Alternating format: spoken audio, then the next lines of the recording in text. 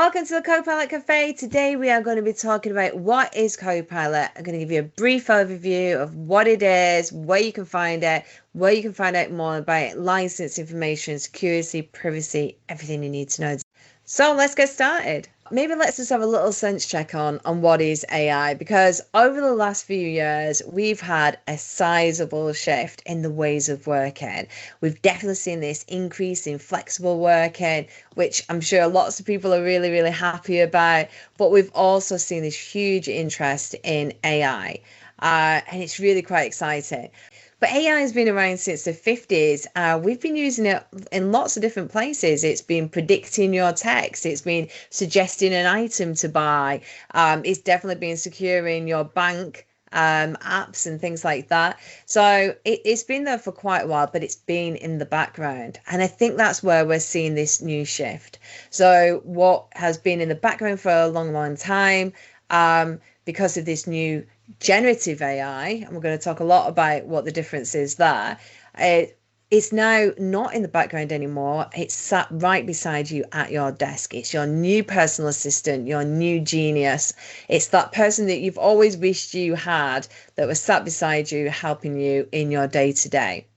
So what I want to do now is just talk a little bit about what is the difference between the old school AI, which is still used very much so today and will continue to be, and what is this generative AI that everybody keeps talking about? Okay, well, the old school AI is machine learning, but that requires us to teach a computer model to make predictions, to learn new patterns, and to analyze data, and then to draw conclusions from that data that we've supplied it with. So think about how we would teach a baby. When we have babies, they know nothing. They don't know how to speak. They don't know how to walk. They don't know how to eat. So they don't know how to do anything. So we have to teach them, and we will teach them patterns. We will teach them that if you're eating your food, you're probably using a spoon and you're probably using a bowl, and the connection between those items when it comes to eating. So we've supplied them with all that data. When we train a machine learning, we're training in the same way. We're creating links between the data that we've given them. So if you think about, imagine you've been given a load of Lego, and that Lego set comes with instructions. Machine learning is like following those instructions to build a specific model of a car or a house. And you'll learn how to build that house by looking at examples, and you could practice building it yourself. Now, that's how machine learning works. So some key points to just get across. It learns by examples. So just like you've learned to build Lego using some instructions in the past, machine learning learns from the data that we gave it. So you might use your Lego for specific tasks. You know, it might be this is a house, or this is a dragon, or this is whatever. Machine learning is often used for specific tasks. So it might be, okay, recognize these patterns, identify these faces, predict that weather. You get the idea. Generative AI is so much more. Now, if you're using generative AI to build that Lego house, it would be really more imaginative and more creative. And it would build something new with those Lego bricks rather than just using that guide.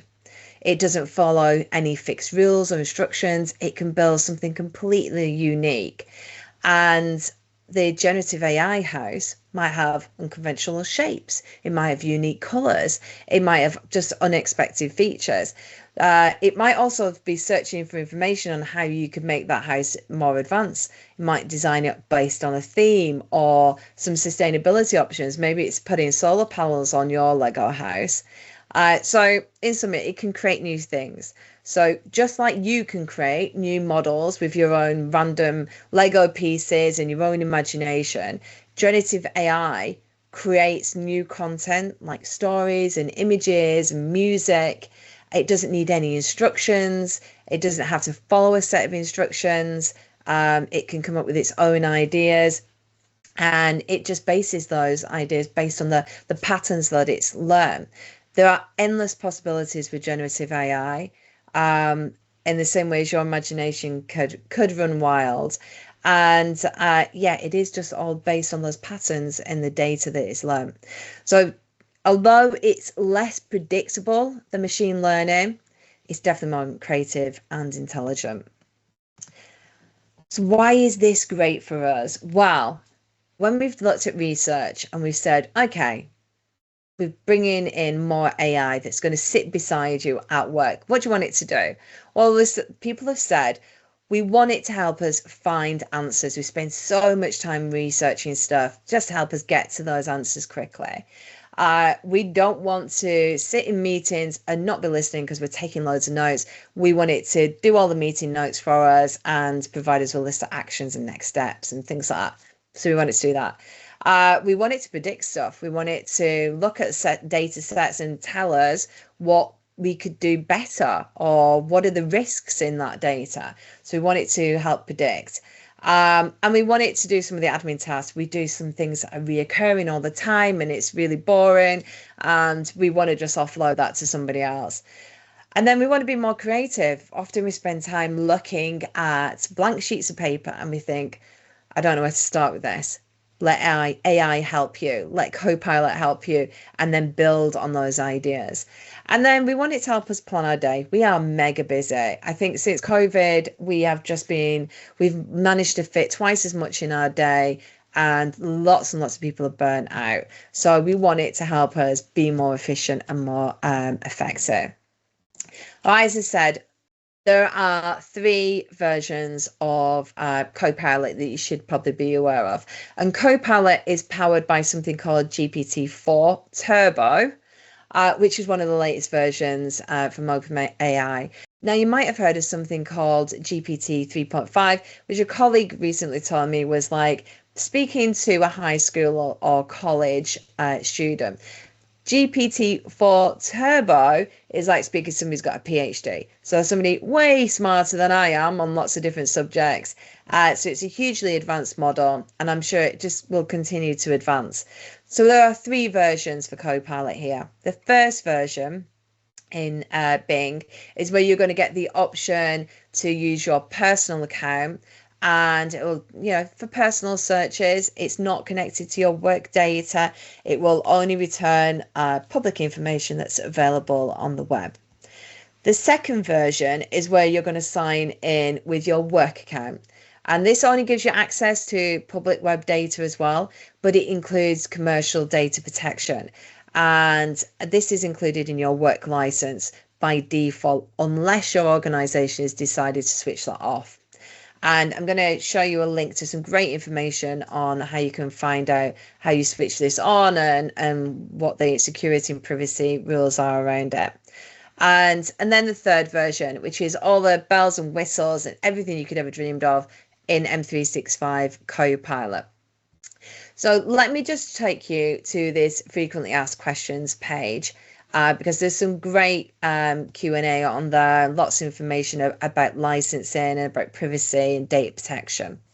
As you can see on this page, there are lots of frequently asked questions, things about, okay, what's in the licenses, what's at cost, what's not, where is it available, lots of information about privacy and security. And as I scroll down, what is Copilot versus M365 Copilot and managing access? So loads and loads of great information. And then also there is some training resources as well and more documentation. So if you've got any questions, I definitely recommend you going and having a look at that page. So where can you get it? Well, you can log in to use Edge and log into Bing or Chrome, but in the sidebar in Edge, you have your own little Copilot area there, which is really, really useful. Or you can use it in Edge on your mobile or the Copilot app. Lots of my colleagues use the Copilot app, and I need to get better at this myself, but they will do micro learnings. They'll go and walk the dog, they'll put the headphones in, they'll log into Copilot, they'll start doing some brainstorming on little micro learnings. So really useful. Maybe I'll give that a try myself. Okay, so let's go and have a look at that free version. If I go into Edge and I go into Bing, I can go into the search here and click on the Copilot icon. And I'm going to get this lovely screen here now. Now, let me just navigate you around here a little bit. You'll see I've got a sign in button here.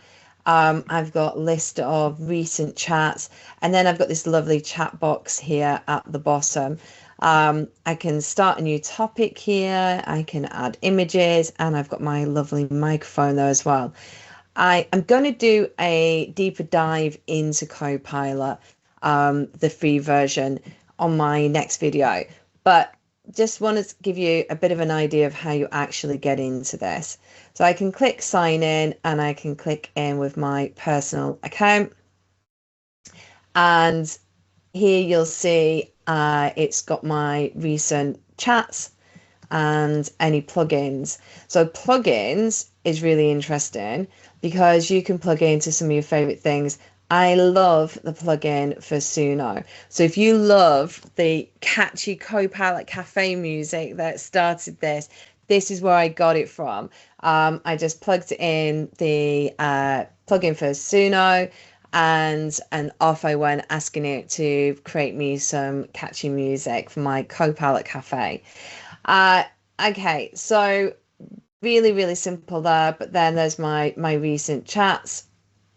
And then I've got some examples here of different prompts that have been used before or ideas for prompts that you could use. And then this is my chat box. Really, really simple. Now, I am not protected here for my work data. There's no signs there that tell me that that data is protected. Now, if I just sign out of this and I just give you an example of signing in with my work account, I just want to show you what that experience looks like. You'll see I've now got work and web, and that's because I've got an M365 license. So I can flick between work and web. But let's just focus on the free version, the web version. You can see I'm logged in my work account. One major thing that's different here is I've now got this little icon here. And if I hover over it, it says I've got commercial data protection.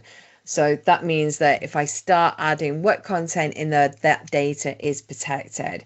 You'll also see I've got my little notebook section here, and then I've got the typical chat box that you see in the personal version. If I did click over to work, I've got some prompts that I could try. I'm able to add an attachment. I can catch up, and it's going to give me some ideas on what I should be doing to, because of all my workload that it knows about. And you'll see I've got some of my recent chats there that are pinned. Now, I'm not going to go into this in too much detail because I'm going to do a separate video that just explains all of this and just gives you some ideas of how you might want to use the free version of Copilot. So now we know all about the free versions of Copilot, let's go and talk about M365 Copilot, which is the all singing, all dancing version. Some things I just want to remind you of before we go further is that, as I said before, this is using GPT Turbo. That's currently the latest, probably most powerful model. It's always transparent about where it got the data from, but do not rely solely on that data. If you're going to be using this for something important, you want to make sure it's 100% accurate. So go and have a look at where it got the data from. Make sure that data is credible. Click on the links. It makes it really nice and easy for you. So just go and just double check the sources. Results are not as restricted.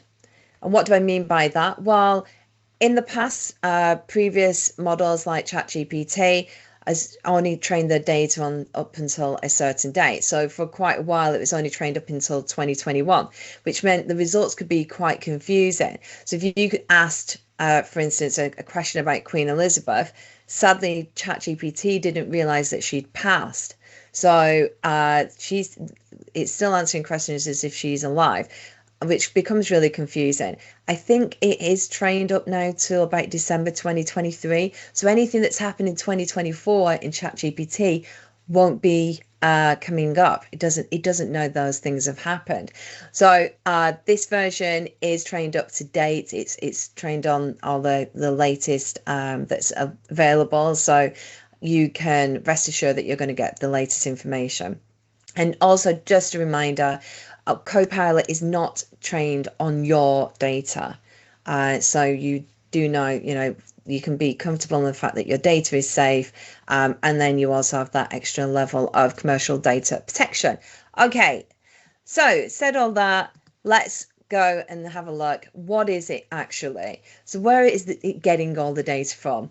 Well, M365 Copilot, as I've said before, is your digital assistant. It's that best friend that you've always wanted. It's going to help you handle your work more effectively. It's designed to make your job really easy and just take care of some of those routine tasks. That's going to give you some time back to focus on some of those important decisions that need to be made.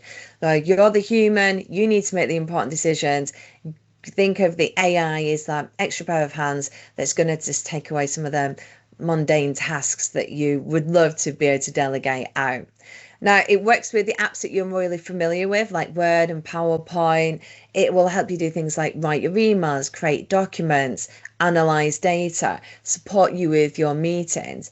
And then it works because it has all the information that it knows about you from the graph. So it knows all the chats that you've had, all the meetings that you've been in, all the people that you work with, the emails that you sent, the documents you've got access to. So it has a vast amount of data on you. It understands you in the way you work.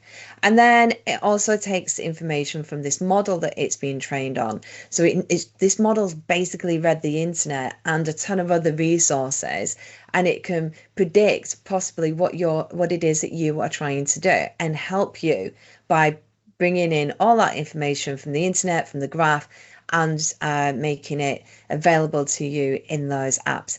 Now, it's not perfect. None of us are. It does make mistakes, but it's always learning and it's always getting better. So just want to make sure that you set some expectations that this is a brand new tool that is forever getting better. It's adapting, but it does get things wrong. So you do need to check. Now, we talk to Copilot using something called a prompt. Now, you'll probably hear the words like prompt engineering pushed about all over the place. And that can sound really scary and really techy, especially if you're not in a tech role. This can sound quite confusing. It's not confusing. It's basically just how we talk to Copilot. So in order to get what you want from Copilot, you have to be really, really descriptive. We're really used to using things like keywords. So we would go into Google or Bing and just chuck in some keywords to get what we want. With Copilot, if you put in keywords, you're not going to get the outcomes that you actually want. So you have to ask it using what we call prompts, and it's very, very conversational. So let me give you an example. If I wanted my son to get ready for school, I might say to him, "Are you ready for school?" And he'll come back and say, yeah, I'm ready. I'll say, well, have you got your bag packed? Have you had your breakfast? No. Have you brushed your teeth? No. Have you got your coat on? No. Well, you're not ready for school. So I'm not getting the outcome that I wanted. What I really needed to say to my son was, go brush your teeth, make sure you've had your breakfast, put your coat on, pack your bag. And I'd have got the outcome that I wanted, but I needed to be really descriptive with him. And this is how you need to speak to Copilot. You need to tell it what you want, when you want it, how you want it, what numbers you want of it. Just be really as descriptive as possible. And because it's conversational, some of the best ways to speak to Copilot involve just using a microphone. So where you see this little microphone icon here, let me just get my little laser pointer there, where you see that microphone icon, that is a great way just to ask it what you want. I'm dyslexic. I find this is a really great accessibility feature for me as well. And I can just point on the microphone, start talking as if that assistant's right next to me, and just clearly ask what I want. Now, if that microphone isn't on the Copilot app that you're using, you can use my favorite accessibility feature, which is Windows key plus H, and this will give you this lovely dictation box.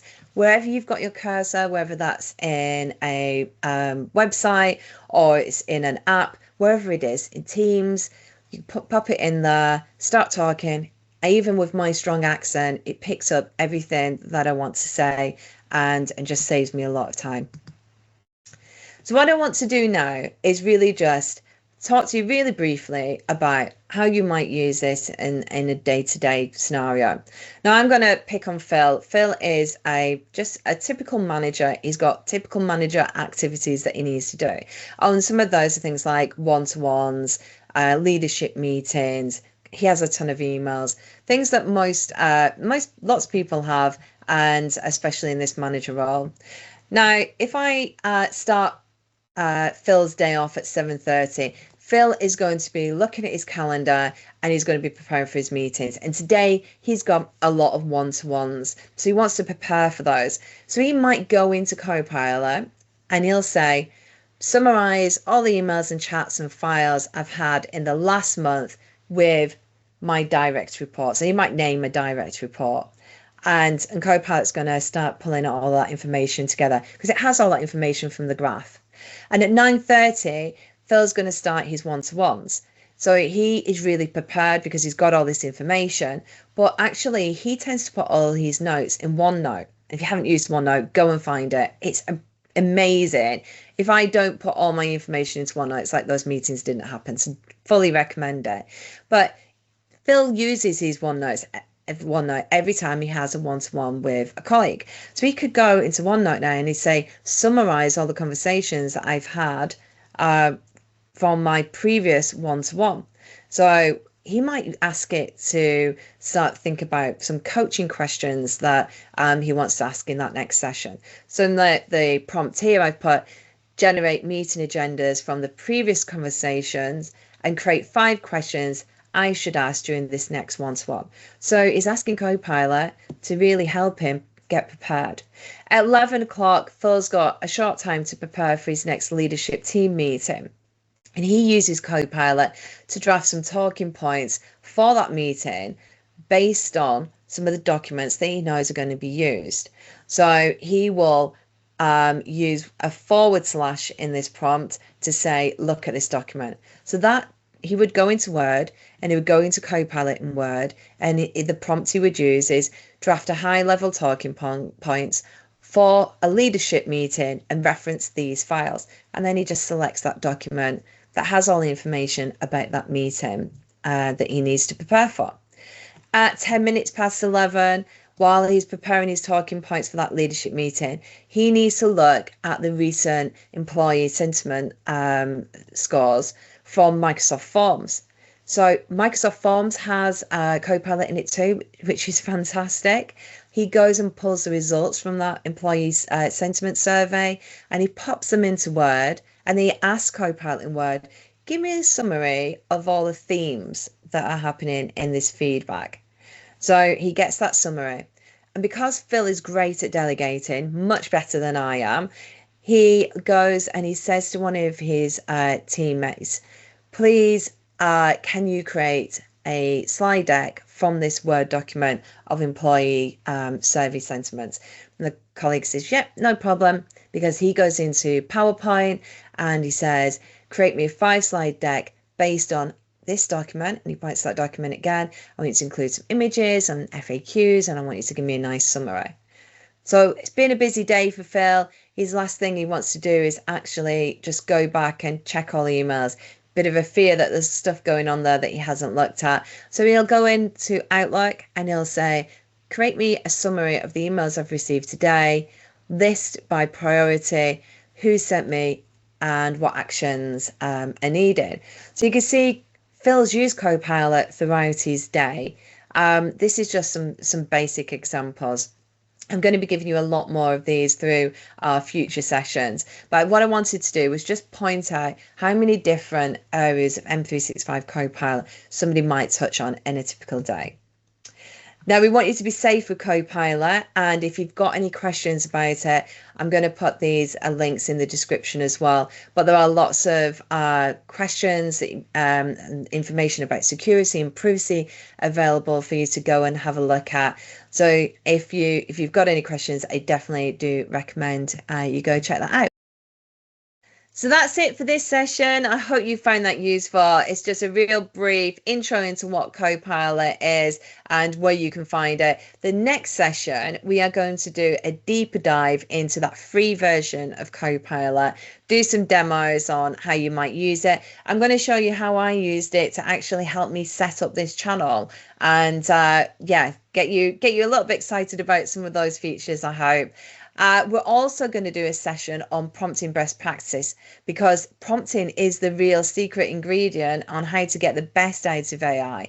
So let me show you how I would do it, give you some best practice from some of my colleagues too. So look out for that one. So that's it. I hope you find this useful, and until next time, have a lovely day. Welcome to the Copilot Café. Join Jo for a 10-minute stay. Learn new tips every day with demos that light the way. Copilot Café, where we learn to play. Scenarios so bright, adoption feels just right. Yeah, you're making a load of noise. Like I'm trying to do a session here. Yeah, trying to record, and I can use you.